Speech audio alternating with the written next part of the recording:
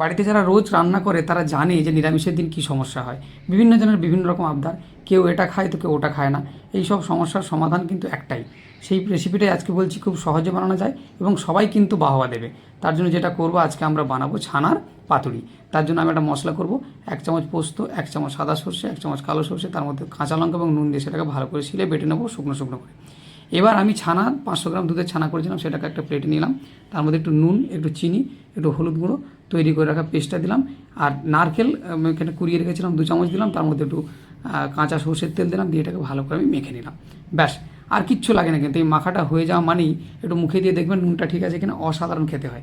আর কলা পাতায় আমরা পাতুরি করি, কলা পাতা না থাকলেও জোগাড়ু বুদ্ধি লাগান। কাছে যদি অ্যালুমিনিয়ামের ফয়েল থাকে তাহলে সেই ফয়েলকে এরকম ছোটো করে কেটে নিন, তার মধ্যে পরিমাণ মতো দিয়ে যেমন আপনার মনে হয় সেরকম সাইজ করুন। একটু কাঁচা সর্ষের তেল দিন, একটা লঙ্কাকে চিড়ের মধ্যে দিন, তারপরে উল্টে পাল্টে ভালো করে মুড়িয়ে নিন। ব্যাস, মোড়ানো রেডি। এবার একটা স্টিমার গরম করতে দিন। স্টিমার না থাকলে আপনি একটা তাওয়ার মধ্যে একটু তেল দিয়ে ওগুলোকে উল্টে পাল্টে এইভাবে করে নিতে পারেন, যেভাবে আমরা অন্যভাবে পাতুরি করি। তারপরে এটাকে মিনিট 15 মতো ভাপিয়ে নিলে কিন্তু তৈরি হয়ে গেল গরমা গরম পাতুরি।